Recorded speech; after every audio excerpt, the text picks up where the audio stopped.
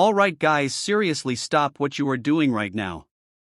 Because today I am not going to show you 10 coins. I am not going to show you 20 coins. Today I am going to show you just 3 coins. 3 specific pennies. And these 3 pennies together carry a history so deep, so shocking, so completely overlooked by millions of everyday Americans, that by the time this video is over you are going to feel something shift inside you. You are going to walk to your coin jar. You are going to open that drawer you have not touched in years. You are going to go through every single penny in there with completely different eyes than you had before you clicked on this video. So let us just hop right into it. Alright, so the first coin we are looking at today is the 1954 Lincoln Wheat Penny. And before I tell you what makes certain versions of this coin worth serious money, I want you to understand what this coin actually is. Because most people see a wheat penny and they think old. They think interesting. They think maybe worth a few cents more than face value. And for most wheat pennies that is true. But not for this one. Not for the right version of this one. The Lincoln Wheat Penny was produced from 1909 all the way through 1958. Nearly 50 years of continuous production. The front features Abraham Lincoln, the 16th President of the United States, in profile. The reverse features 2 wheat stalks framing the words 1 cent and United States of America. Simple design. Iconic design. And across those nearly 50 years hundreds of billions of these coins were struck and sent into circulation across the entire country. Now the 1954 D was produced at the Denver Mint. And the Denver Mint in 1954 struck over 251 million of these pennies. Over 251 million. These coins were everywhere.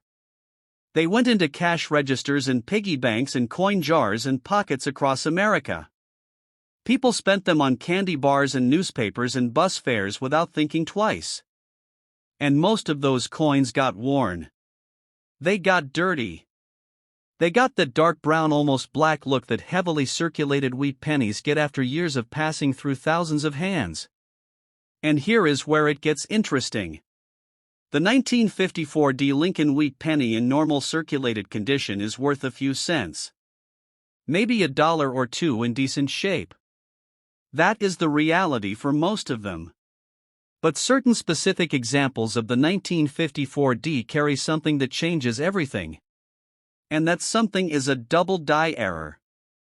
Now let me explain what a double die is, because this is the most important thing to understand about this coin. When a coin die is being made at the mint, the design is hubbed into the die through a mechanical process. And sometimes during that process the hub shifts slightly between impressions. The result is a die that has a doubled image. And every single coin struck from that die carries that doubling. On the lettering. On the date. On Lincoln's portrait itself. The 1954 D double die obverse is one of the most sought-after varieties in the entire Lincoln Wheat Penny series. The doubling is visible on the date, on the word liberty, on the phrase "In God we trust." And when this coin surfaces at auction in any condition, the prices are not what most people expect from a 1-cent coin. A well-circulated example of the 1954 D double die has sold for hundreds of dollars. Higher grade examples have pushed into the thousands. And mint state examples, coins that somehow survived without getting worn, have crossed into 5 figures.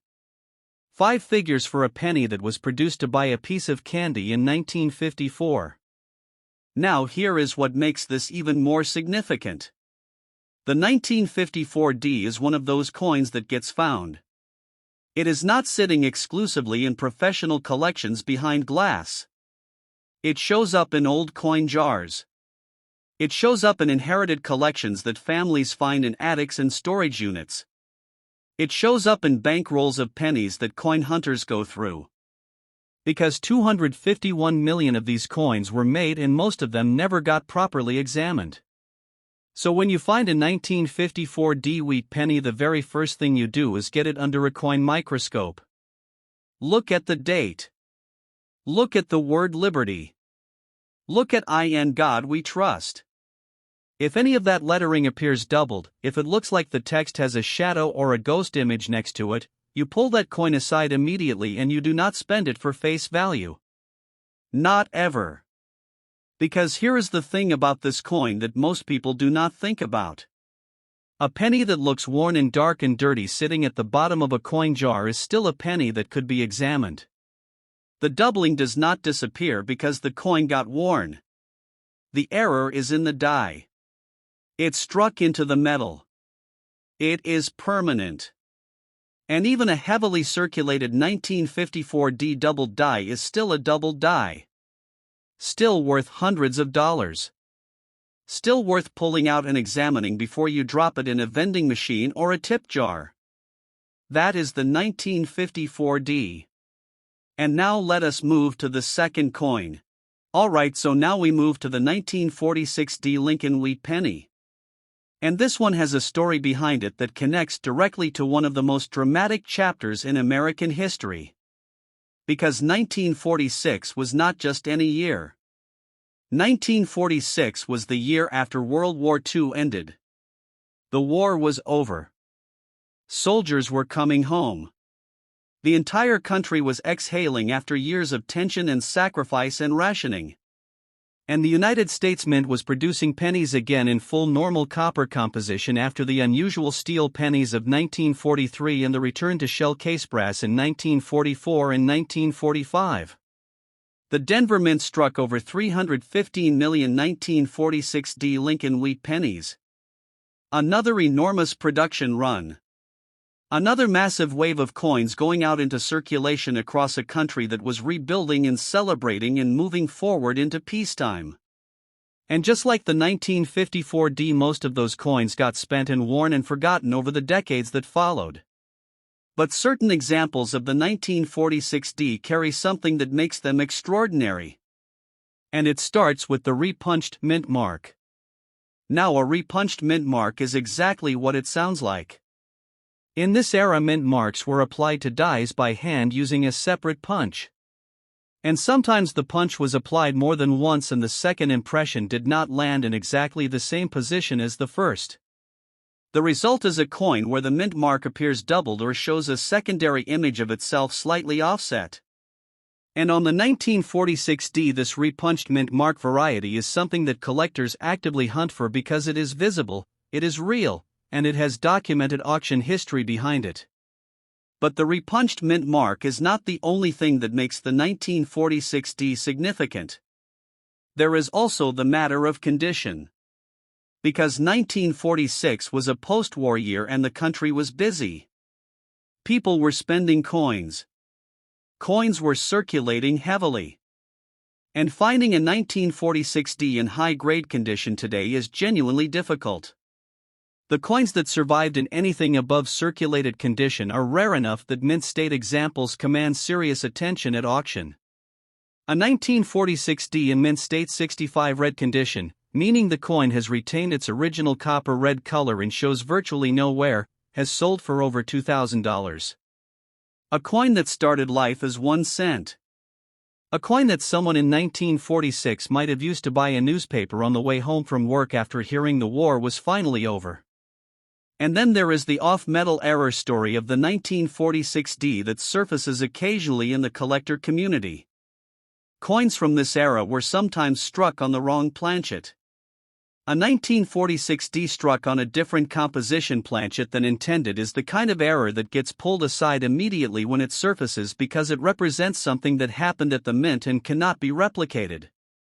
These off-metal examples, when confirmed, have sold for figures that most people would never associate with a 1-cent coin. The 1946D is a coin that rewards the patient searcher. It rewards the person who goes through a jar of old wheat pennies one by one instead of just dumping them in a coin-counting machine. Because the difference between a common 1946D and a valuable 1946D is not always obvious at first glance. It requires looking. It requires examining. And it requires knowing what you are actually looking for before the coin leaves your hand. Alright, now we come to the third coin. The 1953D Lincoln Wheat Penny. And this is the one that I think surprises people the most when they hear the numbers attached to it. Because 1953 is not a year that most people associate with rare coins. It is not 1909. It is not 1914. It is not one of the classic key dates that every beginner coin collector learns about on day one. It is 1953. A completely ordinary year to most people. A year when America was comfortable and prosperous and Eisenhower was in the White House and people were buying new televisions and moving into suburban houses. And the Denver Mint was producing pennies.